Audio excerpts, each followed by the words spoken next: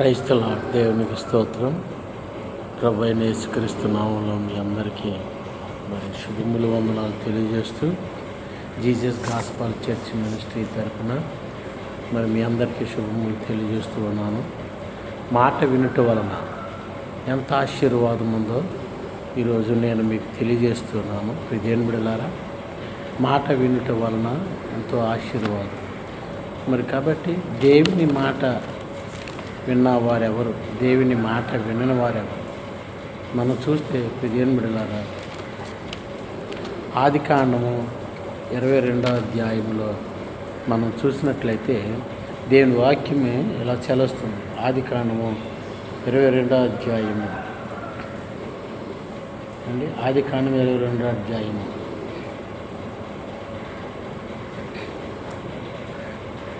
దేవుని వాక్యం తెలుస్తుంది. అబ్రహాము గురించి దేవుడు ఈ మాట పలుకుతూ ఉన్నాడు. కాబట్టి దేవుడు అబ్రహాముని ఏమంటున్నాడు అంటే, అబ్రహాముని దేవుడు ఆశీర్వదించాడు అండి. ఎందుకు ఆశీర్వదించాడు? తన కుమారుడైనటువంటి ఇస్సాకును మోరియా పర్వతం మీద తీసుకువచ్చి బలి అర్పించమన్నప్పుడు అబ్రహాము దేవుడు కోరినట్టుగా తన కుమారుని మోరియా పర్వతం తీసుకొచ్చి బలి అర్పిస్తాడు. అప్పుడు ఆదికాండం 22వ అధ్యాయము 18వ వచనంలో దేవాక్యం తెలుస్తుంది. నీవు నా మాట వినునందున భూలోకంలోని జన్మలను నీ సంతానం వలన ఆశీర్వదించబడును. నా తోడని ప్రమాణం చేసి ఉన్నానని యెహోవా సెలవిచ్చాను నేను. తర్వాత అబ్రహాము తన పనివారి వద్దకు తిరిగి రాగా వారు లేచి అందరిని కలిసి బేర్షెబాకు వెళ్ళిరి. చూసారా, దేవుడు అంటున్నాడు నా మాట వినినందున అంటున్నాడు. ఆదికాండం 22వ అధ్యాయము 18. మరియు నీవు నా మాట వినినందున భూలోకములోని జన్మలన్నీ నీ సంతతి మూలముగా ఆశీర్వదించబడును. దేవుని మాట అబ్రహాము విన్నాడు. దేవుని మాట అబ్రహాము వినబట్టి అబ్రహాముని భూలోకంలోనే జన్మలన్నిటికంటే గొప్పగా అబ్రహాముని దేవుడు ఆశీర్వదించాడు. దేవునికి స్తోత్రం, హల్లెలూయా. కాబట్టి ప్రియమైన బిడ్డలారా, మనము దేవుని మాట వింటే మనం ఆశీర్వదించబడతాము.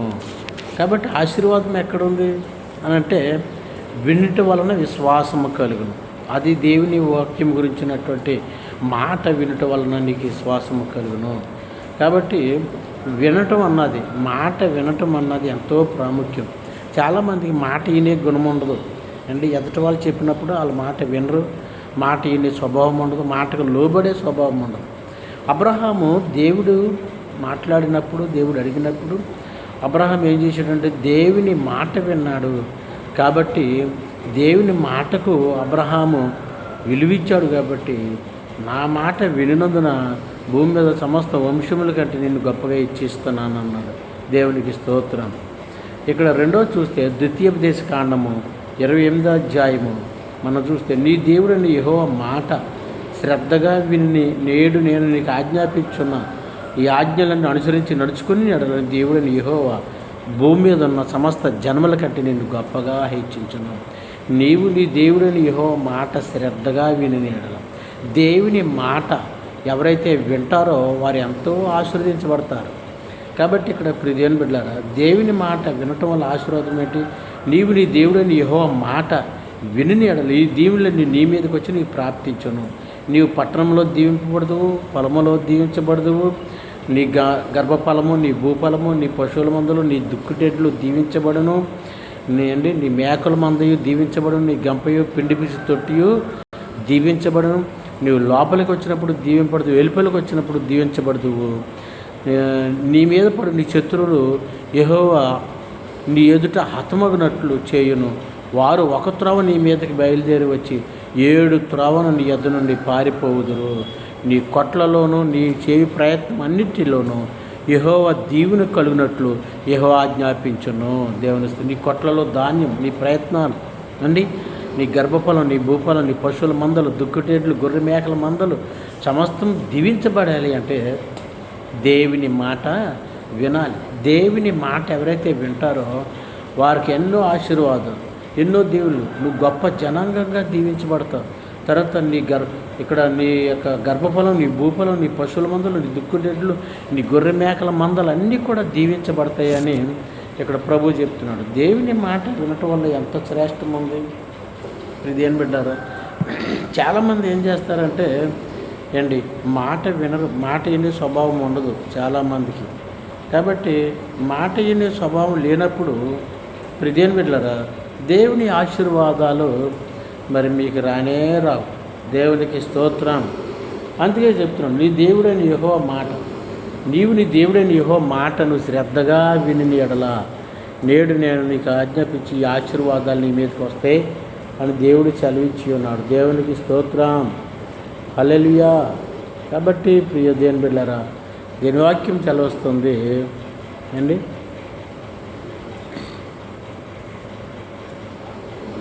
జకర్యా గ్రంథం 1వ అధ్యాయం 6వ వచనంలో, అయినను నా సేవకులైన ప్రవక్తలకు నేను సెలవిచ్చిన మాటలను కట్టడలను మీ పితరుల విషయంలో నెరవేరలేదా? నెరవేరక వారు తిరుగుమన ప్రవర్తనను బట్టి క్రియలను బట్టి యెహోవా మనకు చేయదలిచిన ప్రకారముగా ఆయన అంతయు మనకు చేసి ఉన్నాడని చెప్పుకున్నరి. ఇక్కడ జకర్యా గ్రంథం 1వ అధ్యాయం 6వ వచనంలో, అయినను నా సేవకుడైన ప్రవక్తలకు నేను సెలవిచ్చిన మాటలు కట్టడలను మీ పితరుల విషయంలో నెరవేరలేదా? దేవుడిచ్చిన మాటను ఆయన నెరవేర్చేవాడుగా ఉన్నాడని వాక్యం తెలుస్తుంది. కాబట్టి ఆయన మాట ఇచ్చితే తప్పే దేవుడు కాదు. కాబట్టి ఇప్పుడు బట్టి మనం దేవుని మాట విన్నట్లయితే మనం ఆశీర్వదించబడతాము కాబట్టి ఇక్కడ దేని వాక్యం చదివస్తుంది, నీ దేవుడని యెహోవా మాటను శ్రద్ధగా విని ఎడల నేడు ఈ ఆజ్ఞ నీ మీదకి వచ్చి నీకు ప్రాప్తించును అన్నను. గర్భఫలము, నీ భూఫలము, నీ పశువుల మందులు, నీ దుక్కటెడ్లు దీవించబడును. మాట వినకపోతే ఏమవుతుంది? ద్వితీయోపదేశకాండం 28వ అధ్యాయము 15వ వచనంలో మనం చూస్తే, నేను నీకు ఆజ్ఞాపించిన ఆయన సమస్తమైన ఆజ్ఞలు కట్టలు నీవు అనుసరించి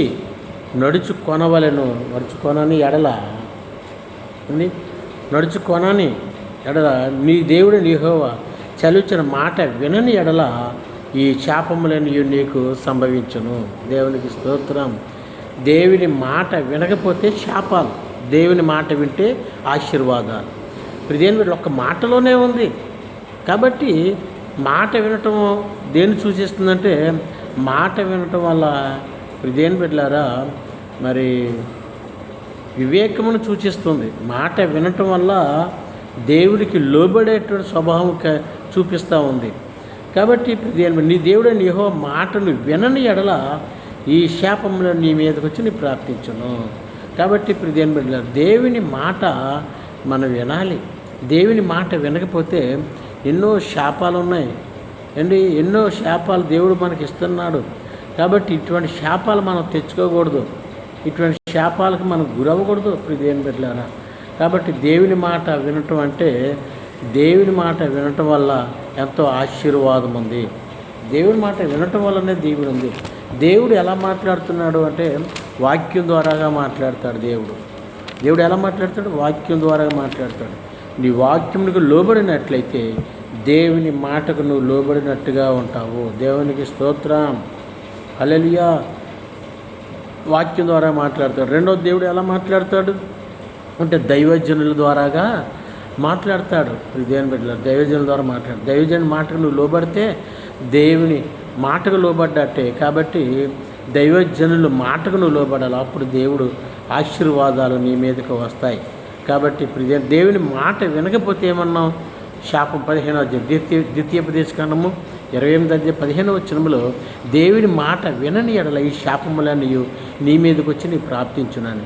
నువ్వు ఎక్కడికి వెళ్ళినా శపించబడతావు. నీ పంట పొలాలు శపించబడతాయి, నీ గర్భఫలాలు శపించబడతాయి, నువ్వు చేసే ప్రయత్నం అన్నింటిలో శపించబడతాయి, ఏది సఫలము కాదు. కాబట్టి ఇప్పుడు దీని మాట వినుకోకుండా నువ్వు ఉంటే, దేవుని మాట వినకుండా ఉంటే నీకు అభివృద్ధే లేదు, ఆశీర్వాదమే లేదు. కాబట్టి ఉదాహరణకి దేవుని మాట మన వాళ్ళు ఎలా వింటున్నారు, ఎలా వింటలేదు అన్న చూస్తే, ఇప్పుడు దేవుని బిడ్డలారా, దేవుడు చెప్తున్నాడు నిర్గమకాండం 20 అధ్యాయంలో 10 ఆజ్ఞలు చెప్తున్నాడు. మరి 3వ ఆజ్ఞ ఏంటంటే నీ దేవుడైన యెహోవా విశ్రాంతి నువ్వు దాన్ని పరిశుద్ధముగా ఆచరించాలి అండి. లేవీకాండం 23 అధ్యాయంలో విశ్రాంతి దినం నువ్వు ఏ పని చేయకూడదు అండి అని చదివించినప్పుడు ఆ దినమైన నువ్వు పరిశుద్ధ సంఘముగా కూడుకోవాలని చదివించినప్పుడు ఆదివారం నాడు దేవుడి గుడికి రాకోకుండా పనికి వెళ్ళిపోవటం, ఆదివారం గుడికి రాకోకుండా ప్రయాణాలు చేయటం, ఆదివారం నాడే పెళ్ళిళ్ళు ఫంక్షన్లు పెట్టుకోవటం, ఆదివారం నాడే దేవుని మందిరానికి మానేసి నీ దేవుడైన యెహోవా మాట నువ్వు శ్రద్ధగా విని దేవుని మాట వింటే నువ్వు గుడి మానవు. ఆదివారం నాడు చర్చి మానకుండా సన్నిధికి వస్తున్నావు అంటే దేవుని మాటకి నువ్వు లోబడుతున్నావు. దేవుని మాట నువ్వు ఆదివారం గుడికి రాకుండా పనులకి వెళ్ళిపోతున్నావు, ప్రయాణాలు వెళ్ళిపోతున్నావు. ఆదివారం అంటే ఏదో దేవుడు నీకు ఇచ్చినటువంటి అది నీ రోజుగా భావించి నీ ఇష్టం వచ్చిన పనులు చేసుకుంటున్నావు. కాబట్టి ఆదివారం గుడికి మానేస్తే నువ్వే పనులకి వెళ్ళిన దేవుని మాట నువ్వు ధిక్కరించిన దాని అవుతావు, ధిక్కరించిన వాడు అవుతారు. అందుకనే శాపాలు. అందుకని ఆదివారం గుడికి రాకపోతేనే శాపం వాక్యానుసారంగా. కాబట్టి ఆదికాండం మరి 2వ అధ్యాయంలో మనం చూస్తే అక్కడ వాక్యం తెలుస్తుంది. దేవుడైన యెహోవా ఆదికాండం 2వ అధ్యాయం 1వ వచనం దేవుడైన యెహోవా తాను చేసిన పని 7వ దినం విశ్రమించను. కాబట్టి ఆ 7వ దినమును ఏం చేసి దేవుడు ఆశీర్వదించి దాన్ని పరిశుద్ధపరిచెను. దేవుని మాట వినటం అంటే ఏంటి? ఆదివారం దేవుని మందిరానికి రాకోకుండా నువ్వే పనులు పెట్టుకున్నా, ఏ పనులకి వెళ్ళినా కానీ ఇప్పుడు దేని బిడ్డలారా అది దేవుని మాట తిరస్కరించినట్లు అవుతుంది. కాబట్టి మాట వెనకపోతే ఏంటి? శాపాలు. మాట ఇంటే ఏంటి? దీవులు. నీకు దీవులు కావాలా, శాపములు కావాలా? దేవుడు ఎలా మాట్లాడతాడు అంటే ఒకటి వాక్యం ద్వారాగా మాట్లాడతాడు. వాక్యం చదివినప్పుడు వాక్యం నిన్ను హెచ్చరిస్తుంది, నిన్ను గద్దిస్తుంది, వాక్యం నిన్ను ప్రేరేపిస్తుంది. అప్పుడు వాక్యం నిన్ను ఎలా ప్రేరేపించిందో ఆ విధంగా వాక్యానికి లోబడాలి. అప్పుడు దేవుడి మాట విన్నట్టు. దైవజనుడి మాటకి లోబడాలి. దైవజనుడు ద్వారాగా దేవుడు మాట్లాడతాడు. దైవజనుడు ద్వారాగా దేవుడు నిన్ను హెచ్చరిస్తాడు. కాబట్టి దైవజనుడి మాటకు లోబడాలి. ప్రియదేవుని బిడ్డల దేవుని మాట వినటం వల్ల ఆశీర్వాదం. దేవుని మాట వినని వారు చాలామంది శపించబడ్డారు. కాబట్టి ప్రియదేవుని బిడ్డలారా సౌలు దేవుని మాట వినలేదు, రాజ్యాన్ని కోల్పోయాడు, శపించబడ్డాడు. దావీదు దేవుని మాటకు లోబడ్డాడు, పాపం చేసిన పశ్చాత్తాపడి వేడుకున్నాడు, దేవుని మాటకు లోబడ్డాడు, దావీదు ఆశీర్వదించబడ్డాడు. ప్రియదేవుని బిడ్డలారా యోనా దేవుని మాట వినలేదు, సముద్రంలో పడేయించాడు, పెద్ద తుఫాను వచ్చింది. ప్రియదేవుని బిడ్డలారా దేవుని మాట వినకపోతే ఈ దేవుడు ఎంతైనా శపిస్తాడు. యోనాను తీసుకెళ్ళి సముద్రంలో పడేశారు, చేప వచ్చి మింగేసింది. అప్పుడు తుఫాను ఆ యొక్క గాలి తుఫాను ఆగిపోయింది. కాబట్టి దేవుని మాట వినకుండా నీ ఇష్టం వచ్చినట్టుగా నువ్వు ప్రవర్తిస్తే శాపాలనే నువ్వు కొనుక్కు తెచ్చుకుంటావు.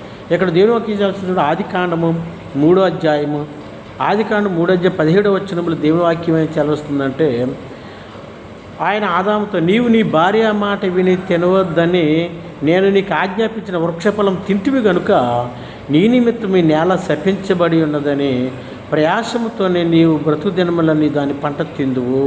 దేవుని స్తోత్రం. ఇక్కడ పురుషుణ్ణి శపించాడు దేవుడు, మానవుని ఆదాముని శపించాడు. ఆదామునే కాకుండా ఆదాము నిమిత్తం అంటే ఈ భూమి శపించబడిందంట, సమస్తము శపించబడింది. ఎందుకంటే నీ భార్య మాట విని. ఇక్కడ భార్య మాట విన్నవాడు శపించబడ్డాడు. దేవునికి స్తోత్రం.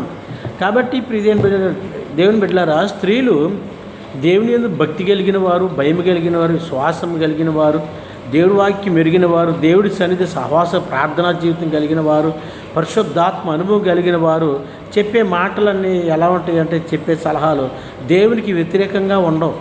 కాబట్టి దేవునికి ఇష్టానుగా ఉంటాయి. దేవునికి అనుకూలంగా చెప్పే ఏ మాట అయినా వినవచ్చు. కానీ కొంతమంది స్త్రీలు కమర్షియల్గా ఉంటారు, డబ్బు మైండ్తో ఉంటారు, స్వార్థంతో ఉంటారు అండి. భర్తనే శాసించేసి భర్త మీద అధికారం చేయాలని వాళ్ళు ఉంటారు. అటువంటి వాళ్ళ మాట విని ఆదాము శాపం తెచ్చుకున్నాడు. నీ భార్య మాట విని తినవద్దన్న ఈ పండు తింటివి కనుక నీ నిమిత్తం ఈ నేల శపించాను, నువ్వు కష్టపడి మగవ చెమట కార్చి ఆహారము తిందువు అని దేవుడు చెప్పాడని. దేవునికి స్తోత్రం. హల్లెలూయా. కాబట్టి ప్రియదేవుని బిడ్డలారా అయ్యో ఇజ్రాయేలు నా మాట విని ఎడల నీకు ఎంత మేలు అంటాడు. ఇజ్రాయేలీలు కూడా దేవుని మాట వినలేదు. అరణ్యంలో మరి 40 సంవత్సరంలో దేవుడు ఇజ్రాయేల్ నడిపించాడంటే మోషే మాట ఇజ్రాయేలీలు వినలేదు. దేవుని యొక్క మాట వారు వినలేదు. దేవుని మాటకు వారు లోబడలేదు. ప్రతిసారి తిరుగుబాటు చేస్తూ ఉన్నారు. మాట వినకపోవటం దేని సూచిస్తుందంటే తిరుగుబాటుతనాన్ని సూచిస్తూ ఉంది. నీ దైవజనుడి మీద నువ్వు తిరుగుబడుతున్నావు అంటే అర్థమేంటి? దైవజనుడు మాట వినకపోవటం వల్ల తిరుగుబాటు సూచిస్తూ ఉంది. కాబట్టి నువ్వు దేవుడి మీద తిరుగుబాటు చేసి ఎంత దిలక్కెళ్ళగలదు హృదయం బిడ్డలు? కాబట్టి మనం చేయవలసింది ఒకటే, దీనులమయ్యి మరి ఎరిగి నలిగిన హృదయంతో దేవునికి లోబడి దేవుని మాట వినటం వల్ల ఆశీర్వాదం ఉంది. కాబట్టి వినేవారు దీవించబడతారు. నీ దేవుడిని యెహోవా మాట నువ్వు శ్రద్ధగా విని ఎడల ఏంటి? దేవుని మాట వినేవారు, వాక్యం వినేవారు దీవించబడతారు. దేవుని మాట వినేవాళ్ళు దీవించబడతారు. దైవజనుడు మాట వినేవాళ్ళు దీవించబడతారు. కాబట్టి ప్రియమైన బిడ్డలారా, ఫ్రెండ్స్ మాట విని పాడైపోయిన రాజు ఉన్నాడు అండి, భార్య మాట విని పాడైపోయినటువంటి పురుషుడు ఉన్నాడు. కాబట్టి ప్రియమైన బిడ్డలారా, ఇరుగు పొరుగు వాళ్ళ మాట విని పాడైపోయిన వాళ్ళు చాలామంది ఉన్నారు. ఫ్రెండ్స్ స్నేహితుల మాట విని పాడైపోయిన తప్పిపోయిన కుమారుడు, చిన్న కుమారుడు పాడైపోయాడు ప్రియమైన బిడ్డలారా. కాబట్టి ఒక వేశ్య మాట విని అభిషేకాన్ని కోల్పోయిన దైవజనుడు ఉన్నాడు. ఒక స్త్రీ మాట విని అభిషేకాన్ని ఆత్మీయ జీవితాన్ని కోల్పోయిన వాడు ఉన్నాడు. ఎవరి మాటను వింటున్నావు? ప్రజల మాట వింటున్నావా? చెడు సావాసాల మాట వింటున్నావా?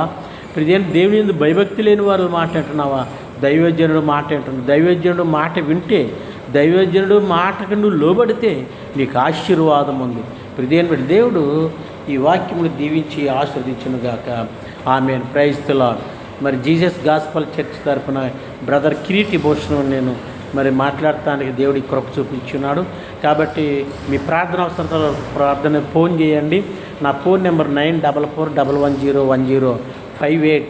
కాబట్టి మీ కొరకు ఎల్లప్పుడూ ప్రార్థించే మీ దేన దాసుడు, మీ దేన దైవజనుడు, పరిశుద్ధాత్మశక్తి కలిగి 40 దినాలు ఉపవాసం ఉండి అన్నాహారాలు మాని దేవుడి సన్నిధానములు పరిశుద్ధాత్మ కృపావారాలు దేవుని శక్తిని పొందుకున్నటువంటి దైవజనుడైన నేను కిరీటి భూషణ్ నేను చెప్తున్నాను ధైర్యంగా. ఎన్నో అనుభవాలు, ఆత్మీయ అనుభవాలు, ఉపవాసాలు, 40 దినాలు ఉపవాసాలు, అలాగే 8 సంవత్సరాలు కంటిన్యూషన్గా ఉన్నాను.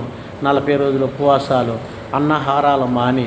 కాబట్టి ఇటువంటి దైవజనులు దేవుని అభిషేకంతో నింపబడి ఉన్నాను. కాబట్టి నేను ఏదైనా చెప్పేటప్పుడు ధైర్యంగానే చెప్తాను. ఎందుకంటే నేను కలిగి ఉన్నది, నేను పొందుకున్నదే మీకు చెప్తున్నాను. కాబట్టి నా ఫోన్ చేయండి, మీ కొరకు నేను ప్రార్థిస్తాను. దేవుడు మిమ్మల్ని బహుగా ఆశీర్వదించునుగాక. ఆమేన్. స్తోత్రాలు ప్రభా, మహాపరిశుద్ధుని కొందనాలు ప్రభు. ఇది ఈ వాక్యం ద్వారా మాట వినటం వల్ల ఎంతో ఆశీర్వాదం ఉంది. మాట వినకపోవటం వల్ల రాజ్యాలు కోల్పోయిన వారు, శాపాలు తెచ్చుకున్న వారు చాలామంది ఉన్నారు. కాబట్టి ఇదిగో ఎవరైతే ఈ వాక్యం వింటున్నారో, ఎవరైతే ఈ వాక్యం ధ్యానిస్తున్నది, వాక్యం ఎవరైతే వింటారో వారందరూ కూడా నీకు లోబడే మనసు దయచేయండి. అబ్రహాము నీకు లోబడ్డాడు ప్రభు, ఆశీర్వదించబడ్డాడు. ఇదిగో నాయన ప్రభ, యెహోషువ నీ మాటకు లోబడ్డాడు, ఆశీర్వదించబడ్డాడు ప్రభా. అనేక మంది ప్రభ నీ మాటకు లోబడి ఉన్నారు. కాబట్టి నీ మాటకు లోబడిన వారు ఎంతో దీవించబడ్డారు. శిష్యులు నీ మాటకు లోబడ్డారు కాబట్టి వారు ప్రభ ఈ ప్రపంచానికి నీ సువార్త ప్రకటించి అన్నారు. కాబట్టి ప్రభ నీ మాట వినటం వల్ల నీ గర్భఫలం, భూఫలం, పశువులు, దుక్కుటేలు మందలు దీవించబడిన అన్నావు. అటువంటి మాట వినేటువంటి స్వభావం నీ బిడ్డలు దయచేసి కాపాడు. వారి బిడ్డలు ప్రభ ఎవరైతే ఈ వాక్యం వింటున్నారో వారందరూ కూడా బహుగా ఆశీర్వదించండి. వారి గర్భఫలాలు, భూఫలాలు, పశువులు, దుక్కుటేళ్ళు, ఉద్యోగాలు, వారి పిండి పీసు తొట్టి, గర్భఫలం సమస్తమును దీవించి ఆశీర్వదించమని యేసు నామమున వేడి ప్రార్థిస్తున్నాము తండ్రి. ఆమేన్. యేసు రక్తం జయం, యేసు రక్తం ప్రవేశ రక్తం సంపూర్ణ కలుగును గాక. అపవాది క్రియలకు తన ఆశ్రమం కలుగును, యేసు నామమున జయం కలుగును గాక. ఆమేన్. Praise the lord. వందనాలండి. Praise the lord. దేవునికి స్తోత్రం.